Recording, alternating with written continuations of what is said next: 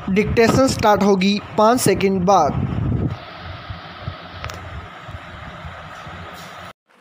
Yes, lesson number 4। सभापति महोदय, सरकार ने कई कृषि फार्म खोले हैं। क्या ये फार्म घाटे में नहीं चल रहे हैं? अगर तमाम खर्च जोड़ दिए जाएं, बड़े बड़े अफसरों की तनख्वाहें जोड़ दी जाएं, तो पता चलेगा कि तमाम ये कृषि फार्म घाटे में चल रहे हैं। क्या इसी तरह से आप तमाम किसानों को घाटे पर खेती करने के लिए मजबूर करेंगे? पाई पैराचेंज। जिस क्षेत्र से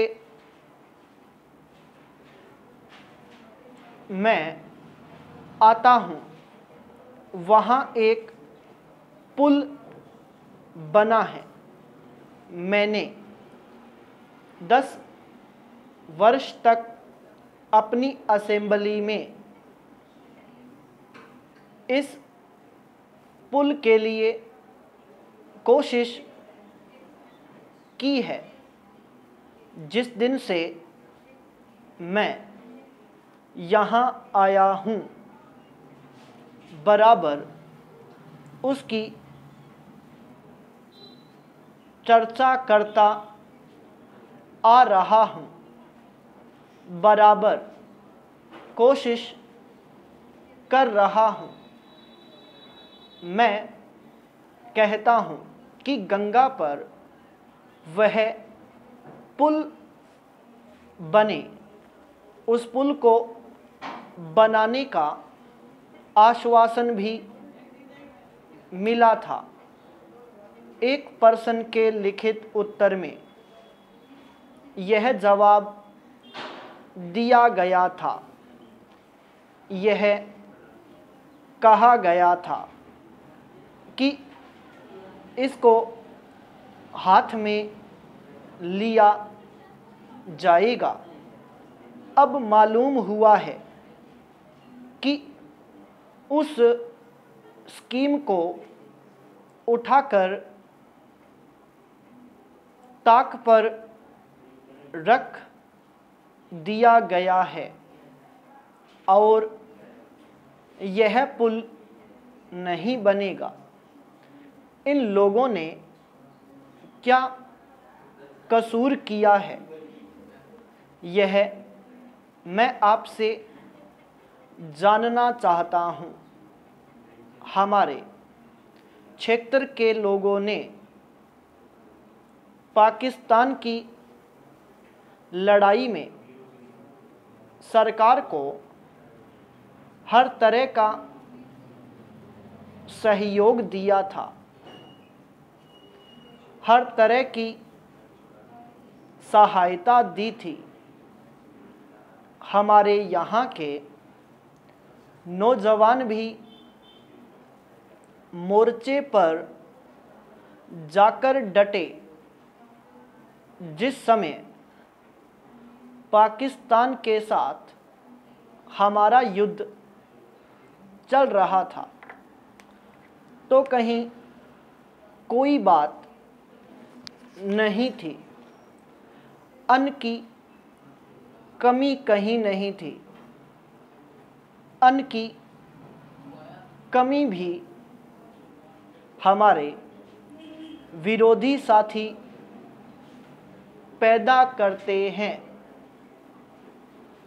जो यह चाहते हैं कि सरकार फेल हो जाए।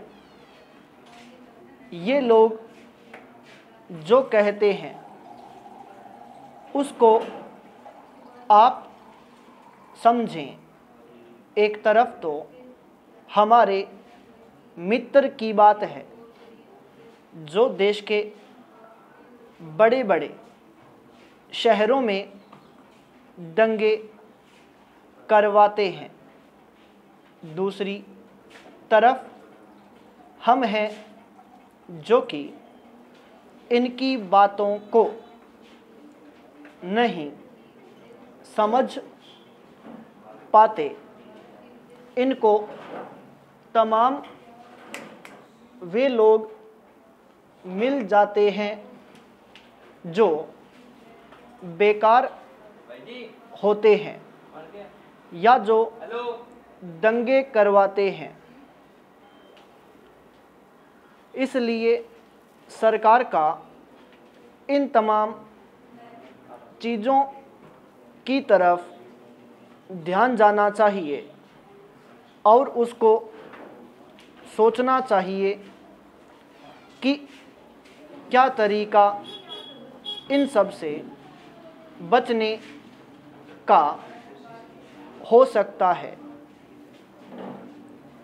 एक ही तरीका हो सकता है कि इस देश में हर आदमी को काम मिले, देहात में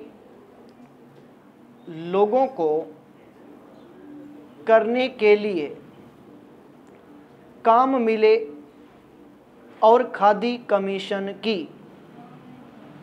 जो योजना है और जो कि एक अच्छी योजना है वह ठीक तरह से चले।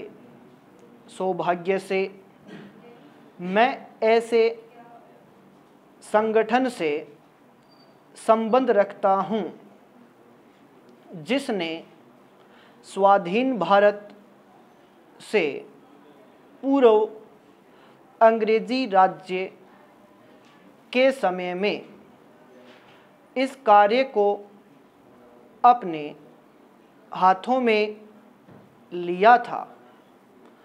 इस सदन के माननीय सदस्य जानते हैं कि हमारे देश में 1857 से आर्य समाज इस कार्य को कर रहा है।